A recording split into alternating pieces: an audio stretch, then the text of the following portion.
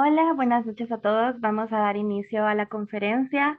Mi nombre es Camila Sierra, oficial local del Comité Permanente de Salud y Derechos Sexuales y Reproductivos, incluyendo el VIH y el SIDA, escora de la Asociación de Estudiantes de Medicina de la Universidad Dr. José Matías Delgado, ASESMED, El Salvador. Les damos la bienvenida a todos los asistentes y a nuestra ponente de la noche de hoy al webinar Síndrome de Ovario Poliquístico. Se les recuerda que para ser acreedores del certificado deben llenar el pase de lista que será difundido por el grupo de WhatsApp y se va a cerrar a medianoche. Si llegasen a tomar fotos durante la actividad, les pedimos que por favor nos etiqueten en Instagram como escora.elsalvador. Durante la ponencia se les pedirá que mantengan sus micrófonos y sus cámaras apagadas. Agradecemos la participación de nuestra ponente, la doctora Martínez de Carrillo.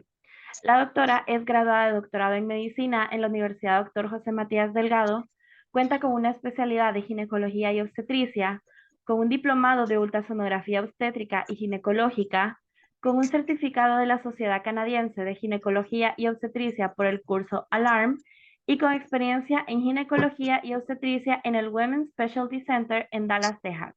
Sin más preámbulo, tiene la palabra doctora.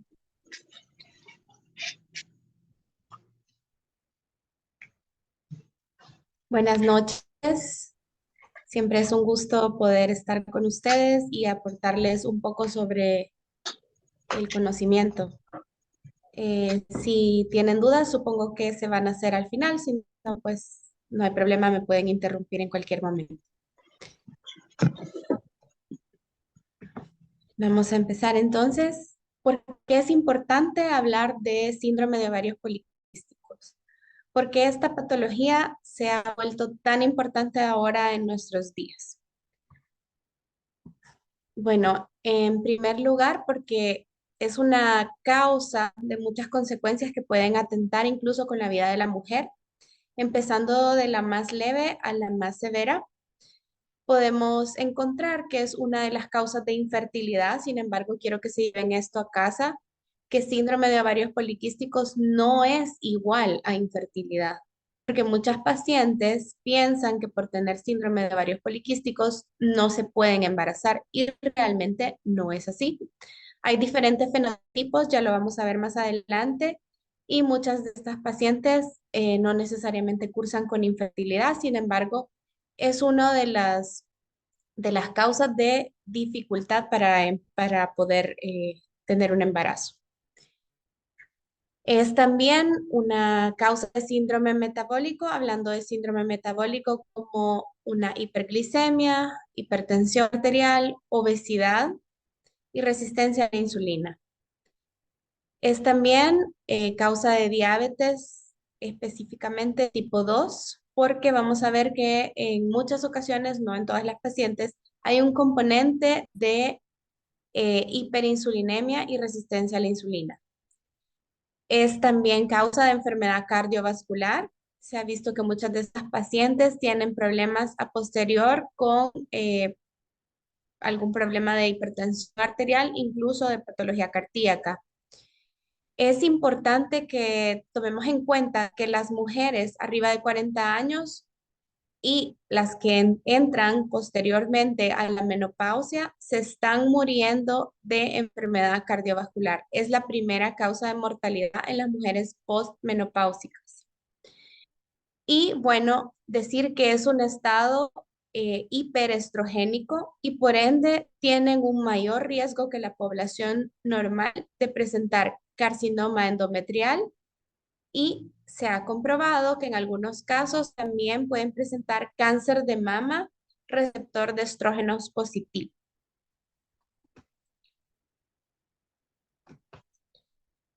Es importante reconocer que el síndrome de ovarios poliquísticos es la endocrinopatía más frecuente en las mujeres. Afecta alrededor del 5 al 10% de las mujeres y se ha visto que está muy relacionado con la herencia. En estudios a gran escala, se ha comprobado que alrededor del 25% de las mujeres con síndrome de ovarios poliquísticos tienen una familiar de primer grado con síndrome de ovarios poliquísticos o que ha tenido algún patrón de hiperandrogenismo o de resistencia a la insulina. Incluso se ha visto, se ha comprobado que entre ese 25% también está incluido el padre. Si el padre tiene diabetes o tiene algún problema relacionado con la insulina, también estas pacientes tienen una relación de presentar un síndrome de ovarios poliquísticos. Se han estudiado los papás y los hermanos de estas pacientes y se ha visto que los hombres que están relacionados como familia de primer grado de estos pacientes cursan con niveles muy altos de testosterona y de hormona luteinizante. Doctora, Es importante reconocer también que es parte de una doctora, herencia autosómica dominante y con una penetrancia variable. Esto es decir, que no todas van a cruzar con el mismo tipo de síndrome de ovarios poliquísticos. Y por esa razón vamos a tener múltiples fenotipos que ya vamos a ver más adelante. doctora, disculpe, Entonces, está pasando las diapositivas. sí, Es que no se ven. No se ve que seguimos en la primera diapositiva, la del tema. sí la estoy pasando. Ahora, Si gusta, sálgase de la pantalla completa, que creo que mm,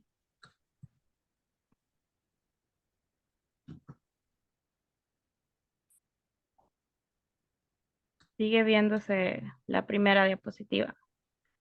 la voy a volver a compartir. Ok.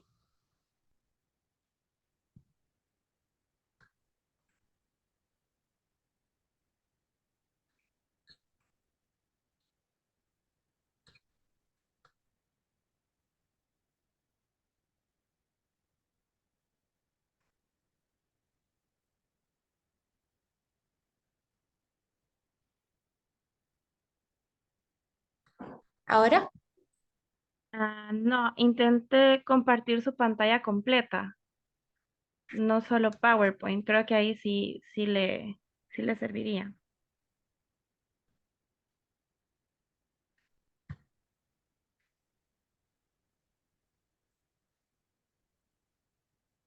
ahora sí.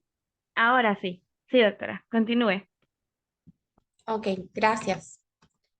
Bueno, hablábamos entonces de que la etiología del síndrome de ovarios poliquísticos es sumamente importante para poder entender como tal el síndrome y poder de manera ya con conocimiento poder tratar a las pacientes.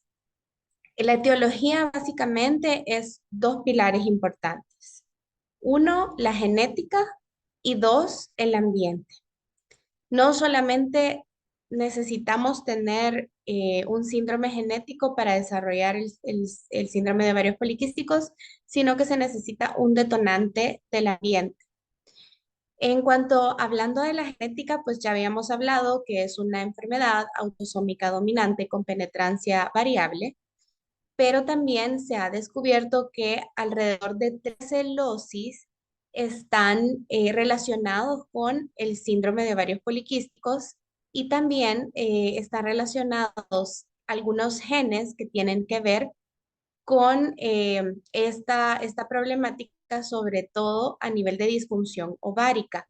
Uno de los que se han estudiado es el DEN-NA1 que se ha visto que se sobreexpresa en las células de la teca y en las células de la región reticularis del ovario. Y esto se ha visto que está sobreexpresado en aquellas pacientes con ovarios poliquísticos, además de otros genes que están relacionados con el síndrome metabólico. Pero no hace falta solamente eso, sino también cuestiones del ambiente que tienen que ser un detonante para que todos estos genes se activen. Tenemos entonces la teoría de los dos hits o la hipótesis de los dos hits, donde nos habla que el primero es una parte congénita, que la parte congénita no solamente se trata de algo genético, sino que puede ser algo adquirido durante el embarazo, durante la gestación. Y el segundo hit sería el detonante. Entonces, Como la predisposición congénita, tenemos ciertos genes que ya habíamos hablado de la función ovárica, igual ciertos genes que tienen que ver con el síndrome metabólico, la resistencia a la insulina, la obesidad, la diabetes, etcétera. Igual la virilización congénita de los embriones dentro de la mamá y una nutrición fetal o un peso fetal alterado. Se ha descubierto que los fetos, los bebés cuando nacen con restricción del crecimiento, tienen una probabilidad muy grande de desarrollar obesidad y resistencia a la insulina en la edad adulta. Esto es porque en el síndrome metabólico, en el síndrome de ovarios poliquísticos, la resistencia a la insulina, se crea un ambiente anabólico. ¿Por qué? Por selección natural. Este bebé no ha recibido suficientes nutrientes y no ha tenido suficiente crecimiento en útero. Entonces, el cuerpo de este bebé decide tener un aumento de su metabolismo anabólico para reservar tanto la grasa que pueda tener como también para otras fisiologías que él necesite. Igualmente, lo que hace es preservar su fertilidad en el futuro. Entonces, todo este anabolismo ya en la edad adulta ya se convierte en una constante durante la vida. En cuanto al segundo hit que hablábamos, que es el detonante eh, postnatal, estaríamos hablando de cuando las pacientes están en la obesidad o presentan algún grado de obesidad o sobrepeso que está relacionado con la resistencia a la insulina. La resistencia a la insulina no es más que la célula no puede procesar la entrada de la glucosa porque la insulina es como una llave que abre cada una de las células y permite la entrada de la glucosa a cada una de ellas. En esta ocasión hay una resistencia a esa insulina y por ende no se puede consumir la glucosa que está en la sangre, lo cual nos lleva a un aumento de los niveles de glucosa en sangre y a que el páncreas, al saber que está un aumento de la glucosa en sangre, siga produciendo más insulina para vencer esa resistencia. Por ende, tenemos una resistencia a la insulina con una hiperinsulinemia secundaria. Esto se ve también en el síndrome metabólico o en la obesidad. Y otro de los detonantes es la pubertad. En la pubertad tenemos una constante de un aumento de las gonadotropinas que normalmente en la infancia están básicamente disminuidas. Entonces, al tener ese aumento de gonadotropinas, llamándose FSH-LH, entonces tenemos un detonante para que se desencadene todo el problema de disfunción ovárica y de hiperandrogenismo. Ya conociendo esto, las teorías de por qué se da este síndrome, podemos hablar de la fisiopatología de este. Tenemos tres cosas importantes, que diría yo, la tercera es como una causa-consecuencia. En primer lugar, el hiperandrogenismo. El hiperandrogenismo está presente en el 90% de las pacientes con síndrome de ovarios poliquísticos, es decir, si hay ovario poliquístico, casi todas van a presentar hiperandrogenismo. Y esto es un aumento de los andrógenos. Ya vamos a ver más adelante cómo es que se da. No en todas, alrededor del 30 al 50% van a presentar resistencia a la insulina. Y esto empeora o va a empeorar los niveles de andrógeno y por tanto va a tener una perpetuidad del síndrome y una exacerbación del mismo. Y la obesidad.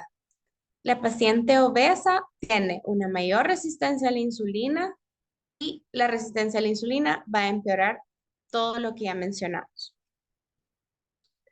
Para poder entender el problema o la fisiopatología del síndrome de ovarios poliquísticos, tenemos que retomar la normalidad del ciclo menstrual y el ciclo ovárico. Entonces tenemos que normalmente están involucradas dos células y dos gonadotropinas. Todo empieza con la hormona o la gonadotropina FSH, que va a actuar en las células de la granulosa, las cuales están hacia el interior del folículo antral. En esta ocasión, las células de la granulosa tienen receptores de la FSH y esto va a producir de que aumenten los receptores de hormona luteinizante. Al aumentar los receptores de luteinizante, la luteinizante va a ir a actuar en las células de la teca y esto lo que va a hacer es producir un aumento de andrógenos.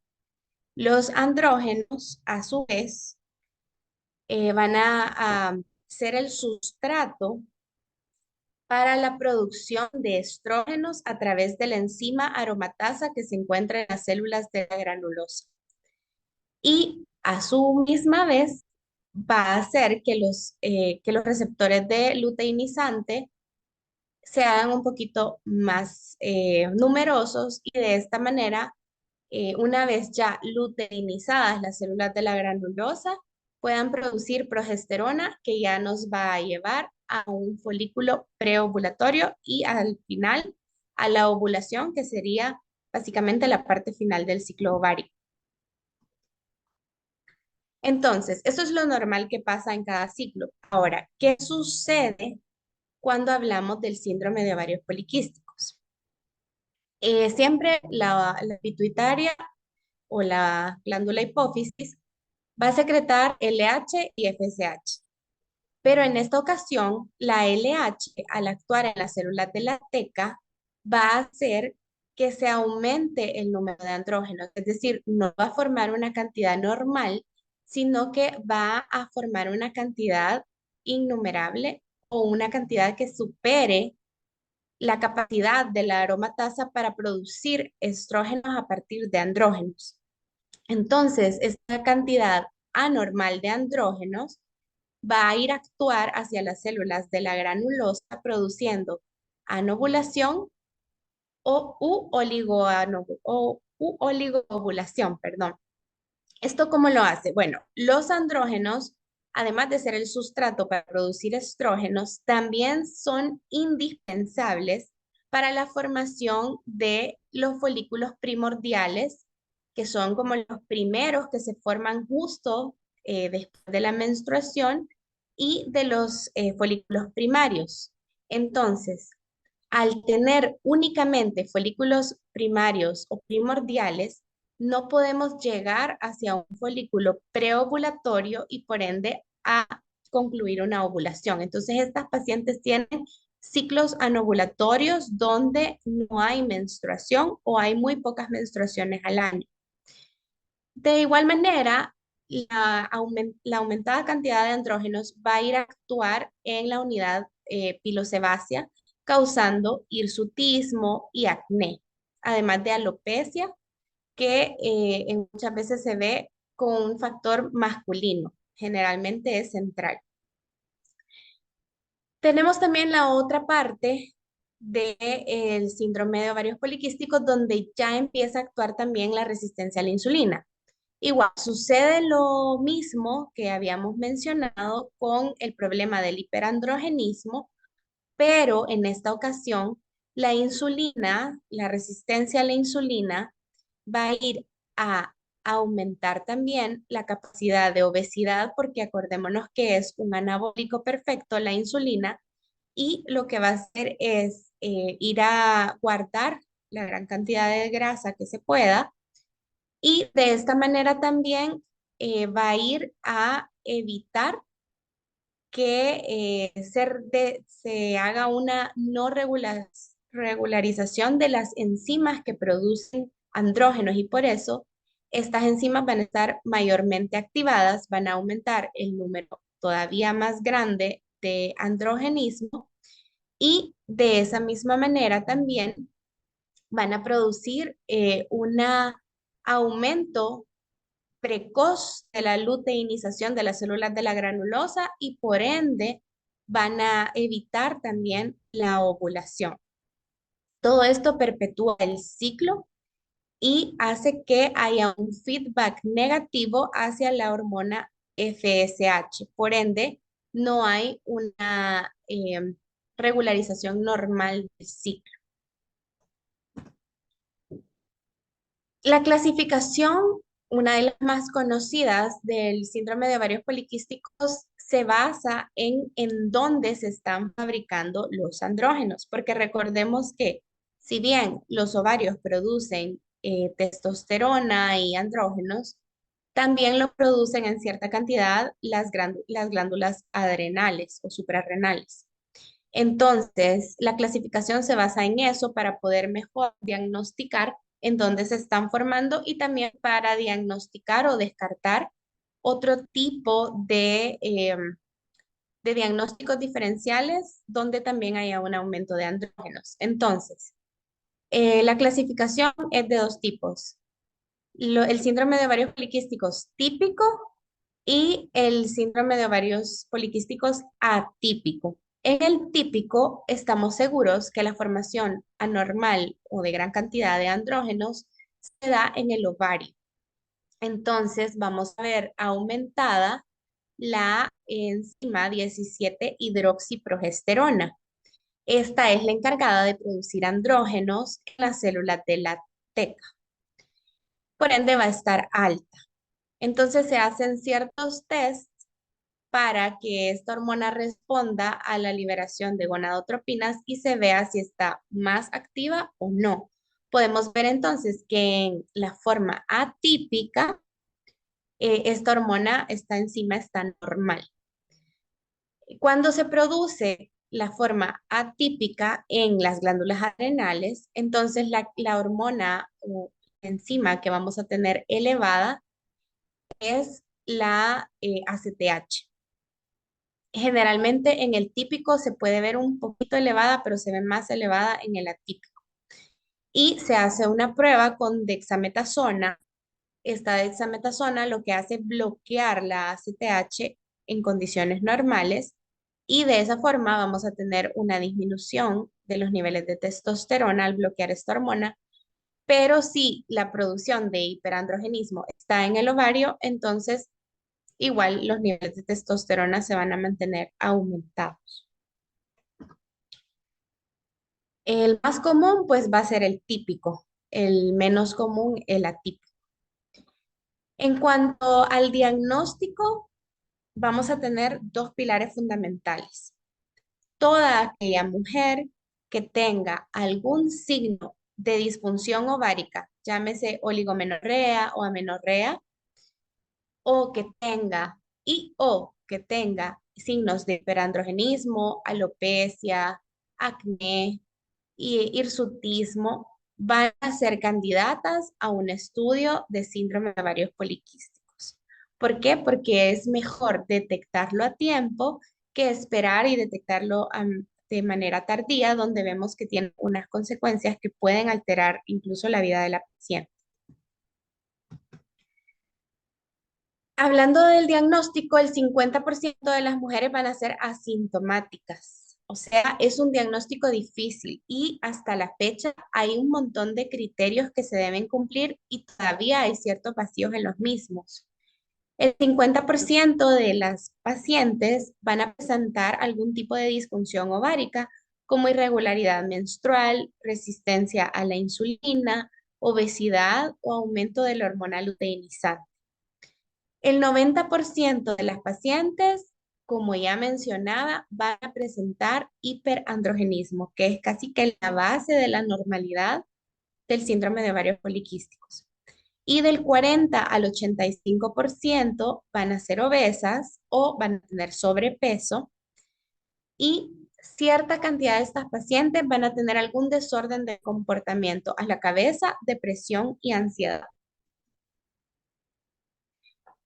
En cuanto a lo que podemos ver por clínica, generalmente las pacientes van a consultar por oligomenorrea o por amenorrea. Van a presentar ciclos de menos de 9 periodos al año o amenorrea de 3 meses consecutivos o más. Por otra parte, podemos ver también al examen clínico áreas de hirsutismo, acné, alopecia, obesidad y acantosis. El hirsutismo, acné y alopecia debido al hiperandrogenismo y la obesidad y la acantosis por la resistencia a la insulina. Aquí tenemos una escala que es la escala de Perryman-Gallwey, donde vemos la distribución del hirsutismo y se le va dando una puntuación. Arriba de 8 ya se denomina que esa paciente tiene algún problema de hiperandrogenismo. Sin embargo, esta escala varía de ciertas latitudes, ya que, por ejemplo, en el área asiática, pues las mujeres tienen más disminución del vello y con una escala, con un puntaje bajo, pues se puede determinar que puede tener algún tipo de problema con los andrógenos. Y en latitudes como en nuestro caso, Latinoamérica, podemos necesitar puntajes más altos. En Estados Unidos, independientemente de a quién se le mida, arriba de 8 ya es un score positivo. ¿Qué exámenes de laboratorio recomienda la literatura? Bueno, menciona que toda mujer a que le sospechemos un síndrome de ovarios poliquísticos debe tener medidos niveles de testosterona total. Al momento hay ciertas bibliografías que recomiendan la testosterona libre, sin embargo, es muchísimo más eficaz medir la testosterona total y es mucho más específica. Los niveles de testosterona en una mujer deben ser alrededor de 45 a 60 nanogramos por decilitro. Y si esta paciente tiene síndrome de hiperandrogenismo y tiene arriba de 150, ya estamos sospechando que tenga algún otro problema, como por ejemplo tumores que desarrollan andrógenos o algún tipo de insensibilidad de las enzimas adrenales. En algunas pacientes está recomendado hacer el test que mencionaba buscando la 17-hidroxiprogesterona y es sumamente importante dejarle siempre otros exámenes para descartar otro tipo de causa de amenorrea u oligomenorrea. A la cabeza, un embarazo. Toda paciente con amenorrea se debe descartar un embarazo. Y de igual manera, pues se puede dejar, aunque ya no está tan descrito tanto para hacer el diagnóstico como para brindar el tratamiento, los niveles de insulina. Y igualmente ya no se utiliza el índice de HOMA, ya se dejó de utilizar. También se pueden dejar niveles de hormonas tiroideas para evaluar si hay otro problema a ese nivel. Y también ya no se recomienda en la literatura internacional dejar niveles de LH y de FSH, ya que en esta patología pues no son importantes para darle un seguimiento o para darle un tratamiento a la paciente. Podemos ver también que así como hay signos clínicos, signos de laboratorio y podemos encontrar también signos ultrasonográficos de ovarios poliquísticos. Esta es una imagen bien clásica de lo que podemos ver, sin embargo ya vamos a ver ciertos criterios de diferentes lugares que nos indican que puede determinarse que no es un signo muy específico para diagnosticar un síndrome de ovarios poliquísticos. Por ejemplo, los criterios de Rotterdam nos indican que para tener una prueba ultrasonográfica positiva de síndrome de ovarios poliquísticos, deben de haber al menos 12 o más folículos inmaduros que midan entre 2 y 9 milímetros y que el ovario, el volumen total del ovario debería de ser de 10 cc o más. En cuanto a al Network Internacional de Síndrome de Ovarios Poliquísticos, menciona que deberían de ser más de 20. Y esto es porque se subdiagnostica o se sobrediagnostica en algunas ocasiones el síndrome de ovarios poliquísticos únicamente por ver esta imagen, sin interpretarlo de la manera correcta. Entonces, por esa razón, se han colocado estos criterios para tener un criterio un poco más unificado para poder diagnosticar síndrome de ovarios poliquísticos. Sin embargo, no podemos hacer el diagnóstico únicamente con una imagen ultrasonográfica. Tenemos que tener criterios clínicos y o de laboratorio. Tenemos entonces la revisión de los criterios de Rotterdam. Esta última se hizo, si no me equivoco, en el 2003 y mencionaba que debe cumplir la paciente al menos tres criterios: oligoovulación, signos clínicos o bioquímicos de hiperandrogenismo, que fueron los que ya mencionamos, y una imagen ecográfica transvaginal de ovarios poliquísticos, cumpliendo los criterios que ya mencionaba: MAT12, folículos inmaduros que midan entre 2 a 9 milímetros y o un volumen ovárico mayor a 10 cc. Esta se divide en diferentes fenotipos porque, como ya mencionábamos, el síndrome de ovarios poliquísticos tiene una penetrancia muy variable. Entonces, de manera de incluir a los diferentes fenotipos, los criterios de Rotterdam hablan de esto mismo. El fenotipo o subfenotipo A menciona que debe de cumplir con todos los criterios que ya mencionamos: oligoovulación, hiperandrogenismo y la imagen por ultrasonido. El B habla de la oligoovulación y de los signos clínicos o de laboratorio de hiperandrogenismo. El C, igualmente, de los signos clínicos o de laboratorio de hiperandrogenismo y la ultra. Y el D de la ultra con la oligoovulación. Tenemos aquí otras entidades que han propuesto criterios para diagnóstico de síndrome de ovarios poliquísticos, como la NIH, ya hablábamos de los criterios de Rotterdam, y la AES. En cuanto a esto, pues básicamente son muy similares. La NIH habla de la irregularidad menstrual, de los signos clínicos de hiperandrogenismo y de que deben excluirse otras patologías que pueden producir hiperandrogenismo, como por ejemplo los tumores segregantes o secretores de andrógenos. No habla de la ultrasonografía. Sin embargo, si vemos, en 1990 realmente no todas las pacientes tenían mucho acceso al ultrasonido como lo tenemos ahora. Los criterios de Rotterdam que ya mencioné y la definición de la AES para ovarios poliquísticos, que menciona igualmente los criterios clínicos y bioquímicos de hiperandrogenismo, la disfunción ovárica y la exclusión de otras patologías que puedan cursar con hiperandrogenismo. En cuanto al seguimiento, estas pacientes tienen que tener un seguimiento al menos cada año o cada 2 años de alguna de estas patologías, más bien de todas.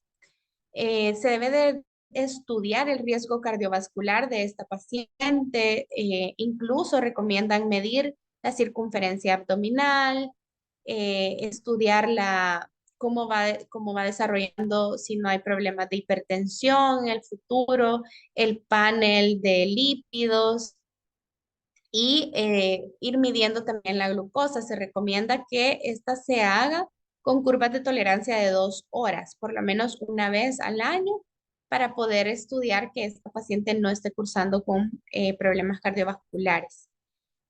Si son pacientes arriba de 40 años, se debe hacer cada año. Si es paciente joven, se debe hacer cada 2 años. También se deben de mandar a estudios de sueño para verificar si no hay apnea.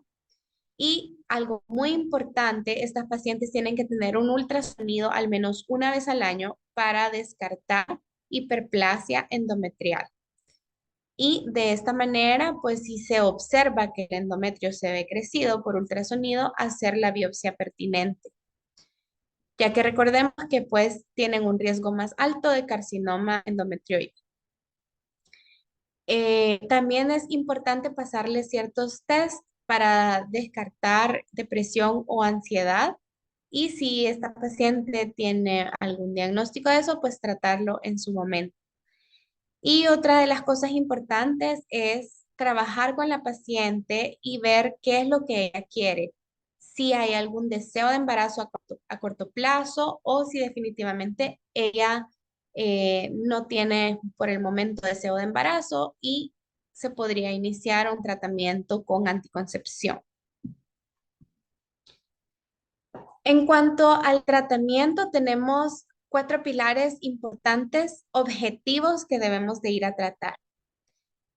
Tenemos mejorar el hiperandrogenismo, manejar las anomalías metabólicas, llámese resistencia a la insulina o diabetes, cuando se presente, prevención de la hiperplasia endometrial y el deseo de embarazo u anticoncepción. El más difícil de todos los tratamientos son los cambios en el estilo de vida. Esa paciente tiene que estar consciente y tener una disciplina para poder cambiar su estilo de vida. Es el más difícil y el que casi todas, digamos, fallan en su momento. Una dieta balanceada, ejercicio físico e incluso se recomienda que si la paciente tiene un índice de masa arriba de 50, se sugiere una cirugía bariátrica. Pero es importante que estas pacientes tomen conciencia de lo importante que es el estilo de vida, porque una reducción del 5 al 10% del peso, que no es una gran cantidad, del 5 al 10%, mejora grandemente los niveles de hiperandrogenismo y de hiperinsulinemia en este caso. Otro de los pilares importantes y el medicamento de primera línea para el tratamiento de síndrome de ovarios poliquísticos son los anticonceptivos combinados. Lo que hacen es que regulan los ciclos y además disminuyen la resistencia a la insulina. Otra cosa importante es que como efecto extra se maneja el hirsutismo, el acné, muchos de los síntomas de hiperandrogenismo. Sin embargo, no en todas las pacientes está indicado el tratamiento con anticonceptivos combinados, porque hay unas que por la obesidad, porque tienen hipertensión mal controlada y demás, no pueden optar por anticonceptivos combinados. En ese caso se pueden tratar con anticonceptivos a base de progesterona o como última opción de estas pacientes para el tratamiento hormonal sería el DIU hormonal. La metformina realmente no en todas está indicada. Sí se ha visto que disminuye alrededor del 30 al 50% la anovulación y mejora por eso los ciclos menstruales. También disminuye la resistencia a la insulina, pero sin embargo no es uno de los tratamientos de primera línea. La espironolactona sí se puede utilizar 6 meses después de haber iniciado el tratamiento con anticonceptivos orales, ya que lo que hace es que tiene un efecto antiandrogénico y por ende puede tratar el hirsutismo, el acné y demás.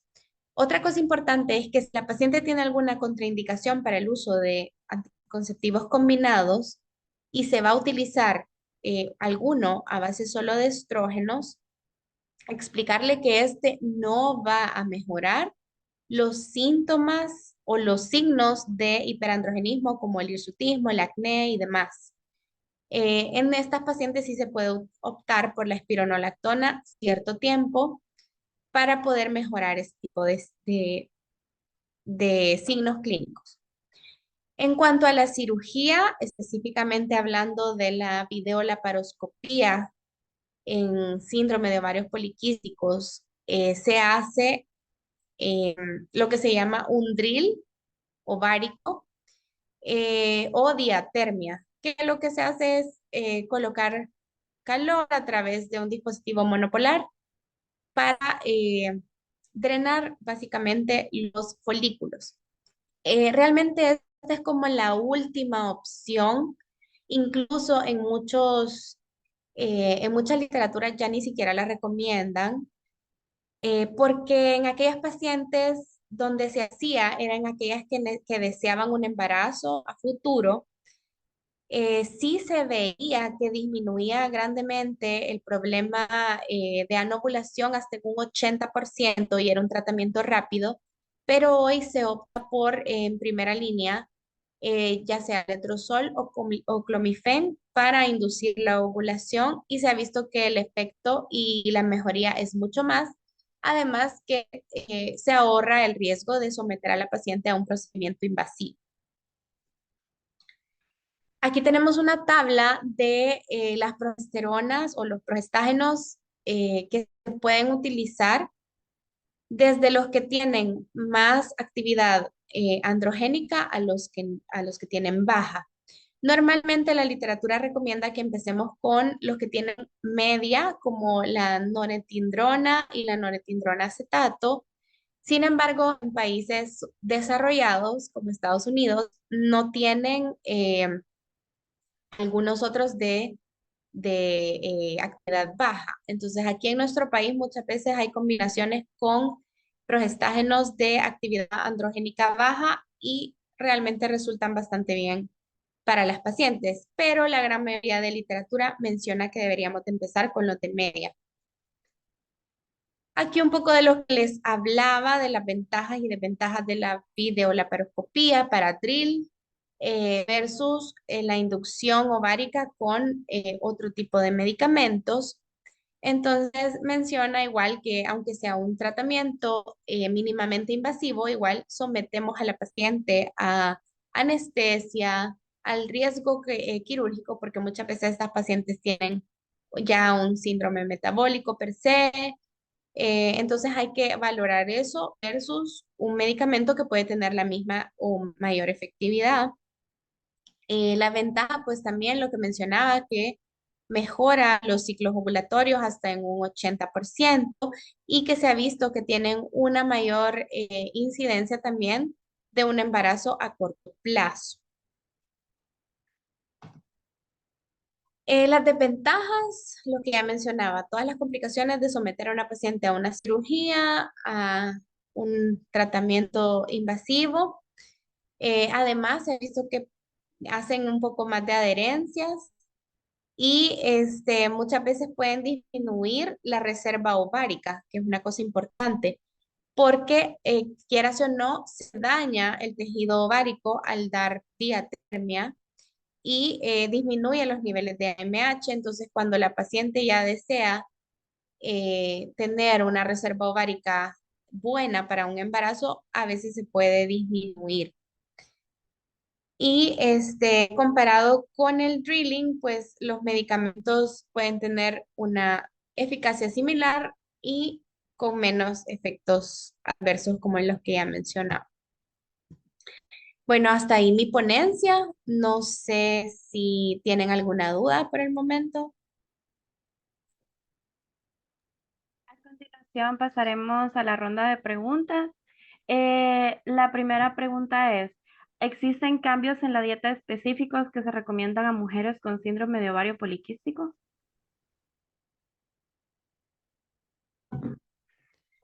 Y casi no le escucho. Perdón, la pregunta es que si existen cambios en la dieta específicos para mujeres con síndrome de ovario poliquístico. Como específicos realmente no. Sí, yo les recomiendo y las recomendaciones internacionales van dirigidas a que tengan una dieta personalizada.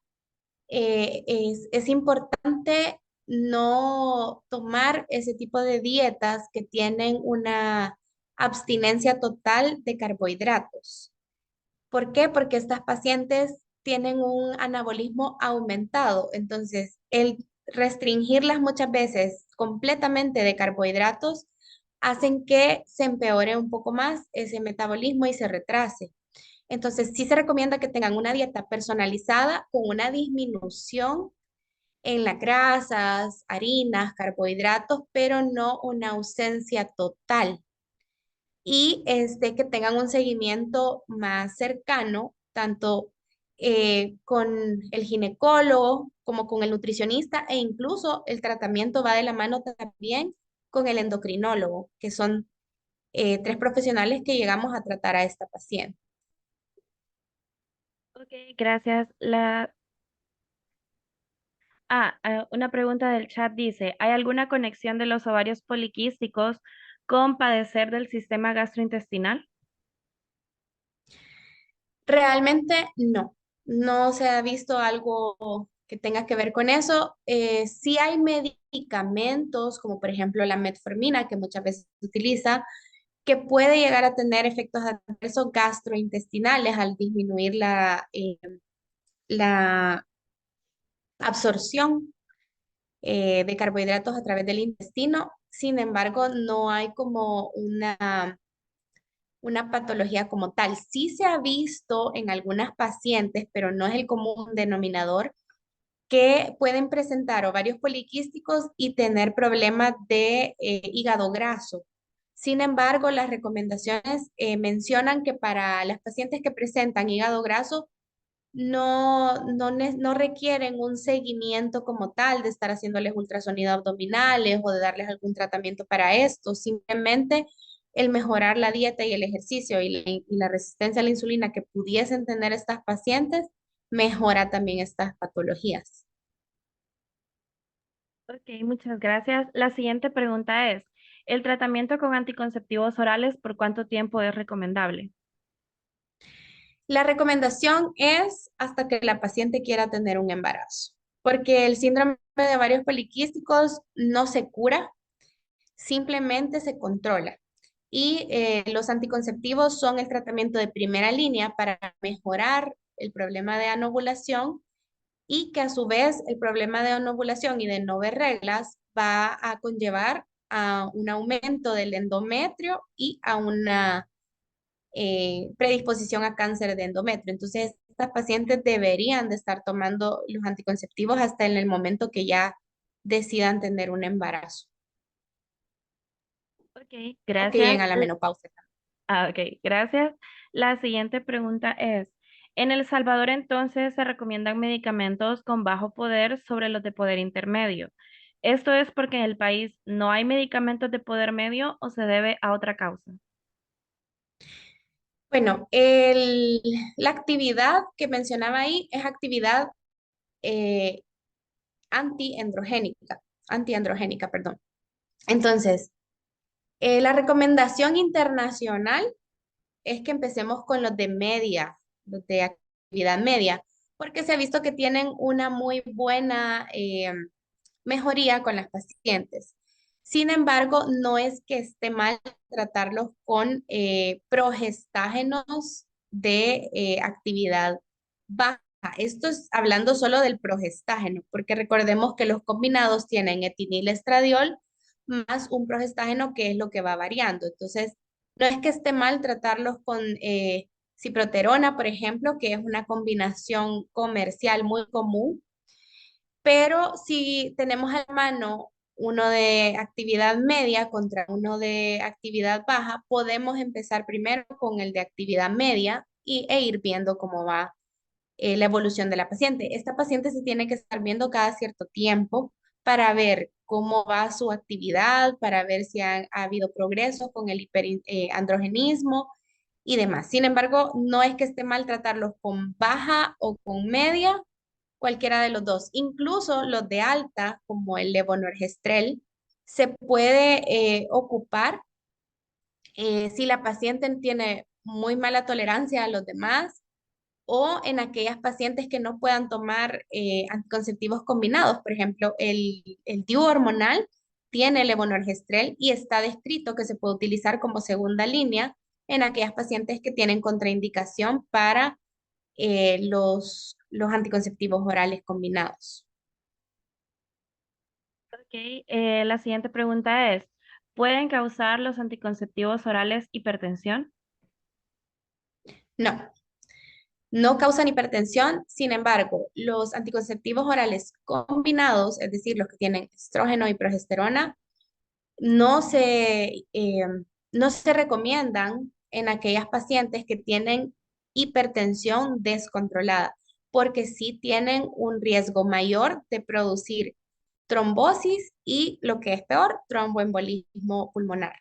Entonces, por ese riesgo, no se indican en las pacientes que tienen una hipertensión descontrolada, igual aquellas fumadoras activas Por eso es importante, y yo creo que me voy a salir un poquito del tema en esta cuestión, que cada paciente que vaya a iniciar el uso de anticonceptivos de cualquier tipo, vaya a su consulta de consejería de planificación familiar, porque muchas veces este tipo de medicamentos se venden de venta libre en las farmacias y el farmacéutico no tiene el conocimiento que puede tener un ginecólogo para recomendar un medicamento que pueda tener repercusiones con la vida de una mujer.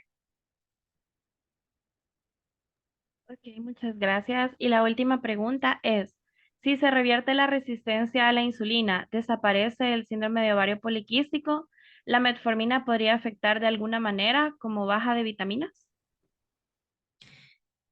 No, porque el problema mayor del síndrome de ovarios poliquísticos es el hiperandrogenismo. Entonces, si bajamos de peso y revertimos el hiperandrogenismo, ahí sí tenemos un control bastante bueno de el síndrome de ovarios poliquísticos. Porque recordemos que no todas las mujeres cursan con hiperinsulinismo o con resistencia a la insulina. La gran mayoría, el 90%, cursa con hiperandrogenismo y solo el 30% con resistencia a la insulina. Entonces, sí, definitivamente, si es una paciente que cae en el fenotipo de resistencia a la insulina, hiperinsulinismo, y disminuimos esos niveles de insulina, va a mejorar grandemente porque recordemos en la diapositiva que colocaba de la fisiopatología que el hiperinsulinismo exacerba el hiperandrogenismo. Entonces, al regularlo vamos a mejorar. Sin embargo, la metformina no es la base del tratamiento del síndrome de ovarios poliquísticos, sino el regular, básicamente, el hiperandrogenismo que puede conllevar a este. Ok, muchísimas gracias. Por motivos de tiempo, daremos finalizada la ponencia. Agradecemos la participación de la doctora Martínez por esta grandiosa ponencia. Todo lo que hemos aprendido nos servirá mucho tanto para nuestra vida profesional como personal. Gracias también por su tiempo brindado y su compromiso con el desarrollo de los estudiantes. Y gracias a todos los participantes por su asistencia. A los asistentes les recordamos que tienen que llenar el pase de lista que se está pasando en este momento en el grupo de WhatsApp para adquirir su certificado. Los esperamos en futuras actividades y tengan una buena noche a todos. Gracias, buenas noches.